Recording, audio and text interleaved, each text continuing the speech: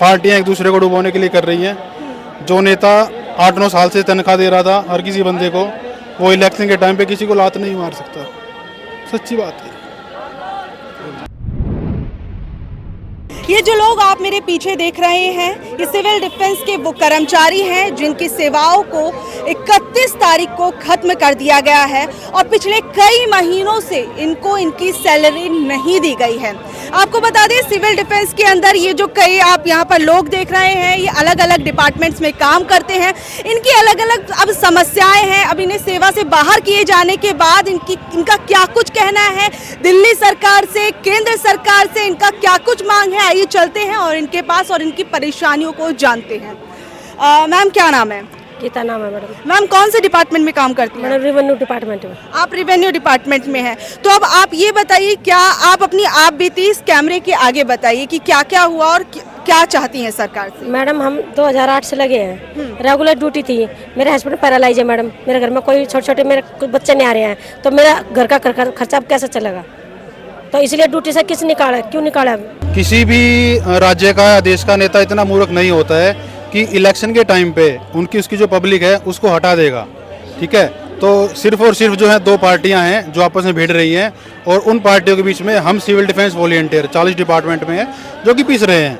अभी हमारे अंदर भी फूट डाल के कि ये बस मार्शल हैं, ये ऑफिस वाले बच्चे हैं, हमें अलग अलग करा जा रहा है ताकि जो आंदोलन है उसको 2 भागों में बांटा जा सके। तो हमारी 8 महीने की तनख्वाह, दिवाली का टाइम है, कम से कम हमारे घरों में दिए जलने चाहिए, हमारे बच्चों की मिठाइयाँ आनी चाहिए। सबसे पहले दिवाली से पहले तो हमारी तनख्वाह क्लियर कराई जाए। तो अब सरकार से क्या कहना चाहेंगे? ये चाहेंगे कि जितने भी हम निकाले उनको सबको ड्यूटी पर ले। हमारे मगर जब 6-6 महीने के बच्चे थे, जब कोविड टाइम में, जब कोरोना फैला, जब तो हम सबसे पहले बुला लिए इन लोगों ने। अब क्या हो रहा है? अब हमें निकाला जा रहा है। किस लिए निकाला जा रहा है? हमें ये बताओ, कोई भी ऐसा वो है हमारे घर में कोई ठिकाना है? हमें खुद किराए पे रहते हैं, कहाँ से हम किराया देंगे, कहाँ से बच्चों के पाले? और जो सिंगल है उन मदर का क्या होगा, जिनके हस्बैंड नहीं है, 2-2 बच्चों की जिम्मेदारी है, कैसे क्या करें हम? हमारी सैलरी तो दी जाए, कम से कम अपने बच्चों की स्कूल फीस कुछ तो भरें। जो बंदा 3-4 हज़ार रुपये मकान लेके रह रहा था, 8 महीने बाद क्या वो किराया दे पाएगा अगर सैलरी नहीं मिलेगी तो? मतलब पिछले 8 महीनों से सैलरी नहीं आई आप लोगों की? 8 महीने से सैलरी नहीं मिली है और कुछ डिपार्टमेंट ऐसे हैं जहाँ पे 10 महीने से सैलरी नहीं आई है। और मैं ये कहना चाहता हूँ कि जितने लोग सिविल डिफेंस हेडक्वार्टर की सैंक्शन पे लगे हुए हैं या जो डिस्ट्रिक्ट ऑफिसों में काम कर रहे हैं, वो अपनी मर्जी से नहीं आए थे। इन लोगों ने इंटरव्यू निकाला, हमारे बाकायदा प्रॉपर टेस्ट लिए, इंटरव्यू लिए, तब जाके हमें डिप्लॉयमेंट करा गया था। हम लगभग 10, 12, 15 साल से यहाँ ड्यूटी कर रहे हैं।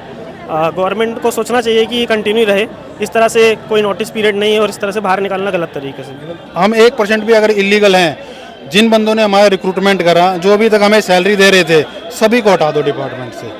हम हट जाएंगे, हम चुपचाप घर बैठ जाएंगे। और जितने लोग सिविल डिफेंस हेडक्वार्टर में वर्क कर रहे हैं, सिविल डिफेंस के लिए वर्क कर रहे हैं, ये 1968 से कर रहे हैं। इसमें कई लोग परमानेंट हो चुके हैं, कई लोग रिटायर हो चुके हैं और हम नई पीढ़ी हैं। मेरी उम्र 50 साल है मैडम, इस उम्र में मेरे को कौन जॉब देगा यहाँ पे, हटा दिया जाए तो हमारा ऐसा क्या कसूर होगा कि एकदम से हमें ड्यूटी से ऑफ कर दिया गया? 31 तारीख को एकदम से इनका तानाशाही वाला जो है ऑर्डर आ गया। ये तो मैम वही बात होगी, किसी लड़की का रेप हो गया, कोर्ट में गई है तो लड़की को ही फांसी दे दी, रेप करने वाले को कुछ नहीं कहा गया। वही काम हमारे साथ हो रहा है।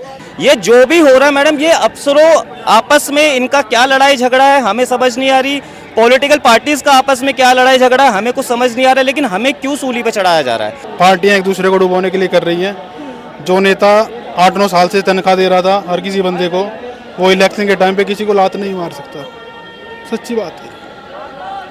कई लोग तो आत्महत्या कर चुके हैं, कई मार्शल, 2-3 मार्शल साथ मर चुके हैं इस चक्कर में, तब भी सरकार की कान पे कोई जू तक नहीं रेंग रही है और अफसर सबसे ज्यादा तानाशाही कर रहे हैं। ऑन ड्यूटी तो देखिए, यहाँ पर हमने इन लोगों से बातचीत की। बाकी आप लोग इस बारे में क्या कहेंगे? ये वो लोग हैं जिन्होंने कड़े से कड़े समय में भी दिल्ली की जनता का ध्यान रखा, ख्याल रखा।